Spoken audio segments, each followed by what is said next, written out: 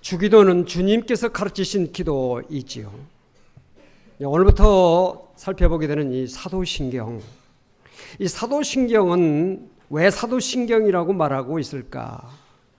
사도신경은 어떻게 해서 만들어졌을까? 사도신경의 내용은 무엇일까? 사도신경이 왜 필요한가? 라는 것에 대해서 우리가 살펴보는 시간을 갖고자 합니다.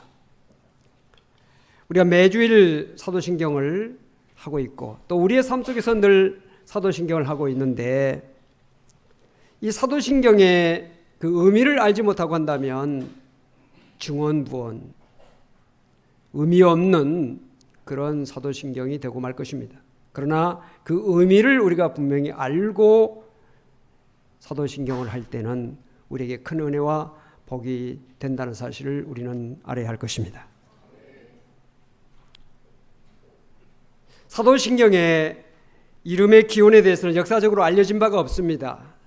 누가 공식적으로 사도신경이라고 이름을 붙였는지, 언제부터 이것이 공식적으로 그 이름을 사용했는지 역사적인 자료는 없습니다. 그러나 대략 1500년이 넘도록 기독교인들은 이 사도신경을 통해서 자기 신앙을 고백해 왔습니다. 사도신경을 일명 사도신조라고도 말합니다. 같은 의미지요. 혼용해서 사용하고 있습니다. 그런데 이 사도신경이라고 하는 이 이름은 오순절 이후에 성령의 임재를 체험한 12사도가 각각 한 가지씩 고백한 12가지 항목을 함께 모은 것이라고 하는 전설에서 유래합니다. 그러나 이것은 어디까지나 전설이지요. 전해온 내려 이야기입니다. 그동안의 사도신경 연구를 통해서 밝혀진 바는 사도신경이 12사도 위에서 만들어졌다기보다는 훨씬 후대의 작품이라고 하는 것이 밝혀졌습니다. 그러면 왜 이런 전설이 있는가? 그 이유는 예수님의 제자들로 이루어진 초대교회와 각 시대의 교회 사이에 동일한 신앙이라고 하는 끊어질 수 없는 연속성이 있다고 하는 사실을 강조하기 위해서 사도신경이라고 이렇게 명명하고 있는 것입니다. 이 사도신경이 우리 손에 쥐어지기 전까지는 많은 과정이 있었고 오랜 역사가 있었습니다. 사도신경은 처음부터 자신의 이름을 지닌 채 등장하지 않았습니다. 2세기 내지 3세기의 그리스도인들은 그리스도인이 되는 가입의 의식으로 세례를 받을 때 세 가지 질문을 받았습니다. 첫째는 당신은 만물의 주제이시며 아버지이신 하나님을 믿습니까? 두 번째는 당신은 하나님의 아들 예수 그리스도를 믿습니까? 세 번째는 당신은 성령을 믿습니까? 라고 하는 세 가지 질문을 받았는데 그 질문을 받을 때마다 매번 예 믿습니다. 예 믿습니다. 예 믿습니다. 라고 대답을 했습니다. 그 대답을 하고 난 다음에 세례를 받게 되었습니다. 이런 세례 문답의 내용은 4세기에 와서는 이 질문과 대답의 형식을 벗어나서 직설적 진술의 형식으로 변하게 되었습니다. 5세기에 비로소 신앙 고백문의 형태를 띠게 됐습니다. 그리고 10세기에 와서 신성 로마 제국의 첫 황제였던 오토 대제가 세례식 때에 사도신경을 자기 치하에 있는 제국의 전체에서 사용하도록 그렇게 선포했습니다. 11세기는 교회 여러 문서에서 사도신경이 공식적으로 등장합니다.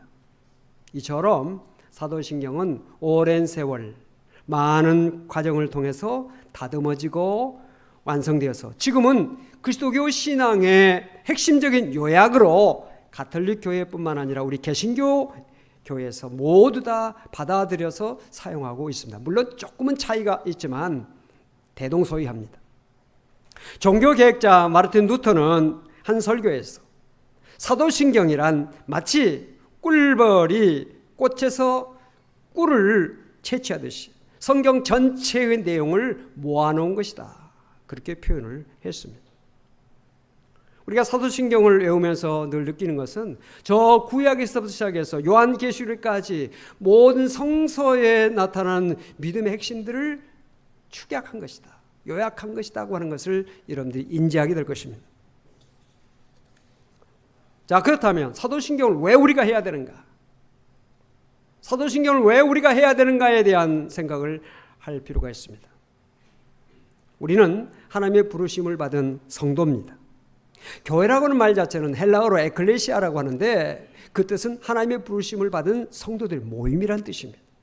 우리가 교회로 오늘 모였는데 오늘 여러분들이 다 한 사람 한 사람이 하나님의 부름을 받아서 하나님의 백성이 됐다는 사실을 아시기 바랍니다. 자, 이렇게 교회가, 즉 성도가 하나님의 부르심에 대해서 응답을 해야 되는데 그 응답이 뭐냐? 바로 신앙 고백입니다. 교회는 근본적으로 신앙을 고백하는 공동체입니다. 예수님의 부르심에 직면했던 사람들이 자신의 신앙을 고백함으로 주님의 부르심에 응답했습니다.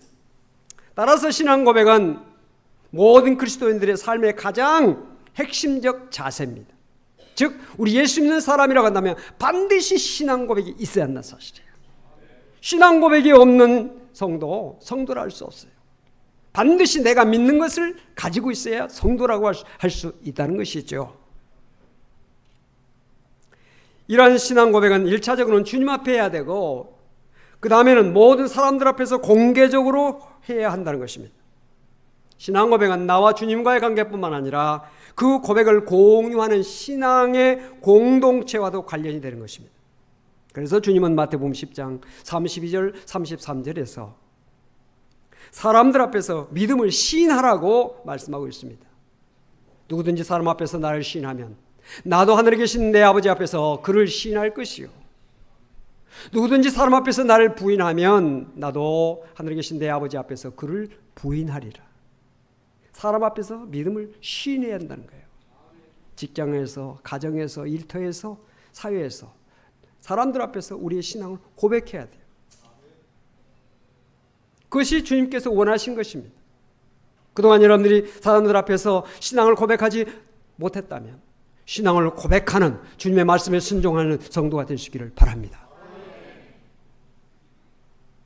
성서의 대부분의 중요한 신앙 고백의 장면을 보면 공개적인 자리에서 이루어졌다고 하는 사실을 알 수 있습니다. 예를 들면 누가복음 8장에 12해를 혈루증으로 앓는 여자가 나옵니다.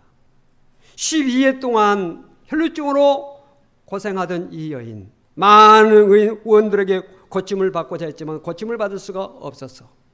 그의 마음속에 내가 예수에게로 가서 예수의 옷자락이라도 만져보고자, 그러면 내 병이 나을지 모른다는 믿음을 가졌습니다. 여인들이 피를 흘리고 산다고 하는 것은 부끄러운 일이기 때문에 직접적으로 예수님 앞에 자기의 병을 드러내고 고쳐달라고는 할 수 없어서 예수님 뒤로 와서 예수님의 옷가에 손을 댔습니다. 그때 그의 병이 깨끗이 고침받는 그런 체험을 하게 됐죠. 그때 예수님께서 사람들을 둘러보시면서 누가 나에게 손을 댔다, 이는 내 몸에서 능력이 나감을 내가 알기 때문이다 라고 말씀하셨습니다. 그 여인은 더 이상 숨길 수 없다는 생각을 하면서 예수님 앞에 나와 예수님께 고백을 합니다. 제가 손을 댔습니다. 내가 예수님의 옷자락이라도 만지면 내 병이 고침받을 줄로 생각하고 믿고 만졌더니 고침을 받았나이다. 많은 사람들 앞에서 공개적으로 말합니다. 예수님은 은밀하게 그 병을 고침받고 돌아가는 것을 원치 아니하시고 많은 사람들 앞에서 자기의 믿음을 고백하기를 원하셨기 때문에 그렇게 말씀하셨고, 그 여인은 자기의 믿음을 고백했던 것입니다. 오늘 우리가 봉독한 베드로의 신앙 고백, 성경에서 가장 모범적인 신앙 고백이라고 인정되고 있습니다. 이 고백도 역시 사람들 앞에서, 즉 제자들 앞에서 고백한 내용입니다. 우리가 말씀을 읽었습니다만 다시 한번 베드로의 신앙 고백을 함께 읽기를 원합니다. 주는 그리스도시요 살아계신 하나님의 아들이시니이다. 다시 한번 하십시다. 주는 그리스도시요 살아계신 하나님의 아들이시니이다. 베드로는 이 고백을 했을 때 주님께로부터 큰 칭찬과 또 축복을 받았습니다. 그 내용이 무엇입니까? 17절 18절이지요. 우리 같이 말씀을 읽겠습니다. 예수께서 대답하여 이르시되 바요나 시몬아 내가 복이 있도다. 이를 내게 알게 한 이는 혈육이 아니요 하늘에 계신 내 아버지시니라. 또 내가 내게 이르노니 너는 베드로라. 내가 이 반석 위에 내 교회를 세우리니 음부의 권세가 이기지 못하리라. 할렐루야. 교회는 이와 같이 신앙 고백이 위해 세워지게 되고 유지되기 때문에 교회에서 신앙 고백은 매우 중요한 것입니다. 성도의 믿음이 견고할수록 교회도 견고합니다. 성도의 믿음이 흔들리면 교회도 흔들립니다. 성도의 믿음에 따라서 교회의 모습이 결정됩니다. 성도의 믿음이 주님 보시기에 아름다운 믿음이 된다면 교회도 주님이 보시기에 아름다운 교회가 될 수가 있는 것입니다. 교회가 즉 성도들이 주의 일에 힘쓰는 그런 믿음을 갖게 되면 교회도 주님의 일을 많이 하는 교회가 될 수가 있는 것입니다. 교회의 모습은 성도들의 믿음에 따라서 결정된다는 것이에요. 성일 가족, 사랑하는 성도 여러분들의 믿음이 견고하고 흔들리지 않고 주님 보시기에 아름다운 믿음, 주님이 기뻐하신 일을 많이 하는 성도가 될 수 있기를 주 이름으로 축복합니다. 초대교회의 신앙 고백에 대한 내용을 우리가 함께 좀 살펴보고자 합니다. 초대교회가 당면한 문제는 유대교와 구별되는 그리스도교의 정체성을 확보하는 일, 또한 그 과정에서 끊임없이 제기되고 있는 그리스도교 신앙의 왜곡을 주장하는 이단들과의 대결에서 바른 복음을 고수하고 전파하는 것이 초대교회의 문제였습니다. 과제였습니다. 이런 노력의 결과들은 결국 성서로부터 배워온 복음의 핵심 주제인 예수 그리스도가 누구신가, 또 무엇을 이루셨는가에 대한 신앙 고백의 확정으로 이어졌습니다. 이 신앙 고백은 나아가서 그리스도교의 정체성에 해당하는 삼위일체 하나님 신앙으로 발전됐습니다. 따라서 초대교회의 신앙 고백은 예수 그리스도가 누구신가, 또한 삼위일체 하나님에 대한 신앙 고백, 이 두 가지가 중심 요소였습니다. 성서 안에 이미 소개되고 있는 초대교회, 그 중에서도 그리스도교 태동기에 해당되는 원시 그리스도교 공동체의 시기에 해당되는 이 신앙 고백들은 주로 예수가 누구이시며 어떤 역사를 가지고 계신지에 대한 고백이었습니다. 이 고백은 점점 시대와 상황에 따라서 발전하게 됩니다. 오늘 본문에 나오는 베드로의 신앙 고백, 짧지요. 저는 그리스도시여 살아계신 하나님의 아들입니다. 짧은 이 신앙 고백 위에 다른 고백들이 이어지게 됩니다. 예를 들면 예수님의 성육신에 대한 고백입니다. 요한일서 4장 2절, 이로써 너희가 하나님의 영을 알지니 곧 예수 그리스도께서 육체로 오신 것을 시인하는 영마다 하나님께 속한 것이요. 예수님이 성육신 하셨다고 하는 이 믿음의 고백은 당시 영지주의자들이 물질을 악하게 보고 우주 만물을 창조하신 하나님을 저급한 신이라고 하고 예수 그리스도의 성육신에 대해서 부인했습니다. 즉 이단이죠. 그런데 그 영주주의 사상이 그 당시에 많은 사람들에게 큰 영향력을 미치고 있었고 교회 안에 홍수처럼 들어와서 성도들의 믿음을 흔들었습니다. 여기에 대해서 요한 사도는 분명하게 예수님이 성육신하신 하나님이시라는 사실을 고백하고 그것을 성도들에게 깨닫게 하기 위해서 요한 1서 4장 2절 이 말씀을 하고 있는 것입니다. 여기에다가 복음의 가장 정확한 요약으로 평가받고 있는 고린도전서 15장 3절 4절 고백이 이어집니다. 내가 받은 것을 먼저 너에게 전하였느니 이는 성경대로 그리스도께서 우리 죄를 위하여 죽으시고 장사 지는 바 되셨다가 성경대로 사흘 만에 다시 살아나사, 즉 예수 그리스도의 죽음, 예수 그리스도의 부활을 여기다가 더하게 되는 것입니다. 따라서 초대교회의 신앙 고백들은 그 근원을 이미 성서 안에 소개된 개별적 신앙 고백문의 수집과 확장 및 그것이 서로 다듬어지고 연합되어져서 이루어지고 있다는 사실을 알게 합니다. 고린도전서 8장 5절로 6절은 초대교회가 당시 유대교의 도전과 자신을 숭배하는 헬레니즘의 문명 속에서 또 황제 숭배를 강요하는 로마 정치 상황 속에서 하나님과 예수 그리스도에 대한 유일한 신앙을 고백한 내용이 바로 고린도전서 8장 5절로 6절입니다. 그 내용을 우리 함께 읽기를 원합니다. 비록 하늘에나 땅에나 신이나 불리는 자가 있어 많은 신과 많은 주가 있으나 그러나 우리에게는 한 하나님 곧 아버지가 계시니 만물이 그에게서 났고 우리도 그를 위하여 있고 또한 한 주 예수 그리스도께서 계시니 만물이 그로 말미암고 우리도 그로 말미암아 있느니라. 할렐루야. 초대교회 성도들은 자신들의 신앙을 위협하는 세력 앞에서 공개적으로 그리스도교의 신앙을 고백했습니다. 초대교회 이런 신앙 고백은 결코 쉬운 환경에서 고백되어진 것이 아니올시다. 유대인들의 극심한 핍박, 로마 정권의 탄압, 위협, 심지어 죽임을 당하는 환경 속에서 고백되어지는 생명을 건 고백이 바로 초대교회 신앙 고백이었다는 사실이에요. 오늘 우리가 이러한 신앙 고백의 흐름 속에서 우리가 하고 있는 신앙 고백을 사도신경을 하면서 정말 그들이 피땀 흘리며 그들이 탄압을 당하며 억압을 당하며 감옥에 갇히며 매를 맞으며 순교의 피를 흘리면서 고백되어진 신앙 고백을 우리가 전승되어 받아서 우리도 고백하고 있다는 사실을 기억해야 될 것입니다. 이런 상황 속에서 다양한 신앙 고백들이 여러 지역에서 독자적으로 등장했습니다. 초대교회 당시에는 전체 교회를 대표할 만한 신앙 고백은 아직 이루어지지 않았습니다. 여러 지역에서 다양한 신조들이 생겨났는데 그렇다고 해서 그 다양한 신조들이 교회를 분열시키는 일에 사용되지는 않았습니다.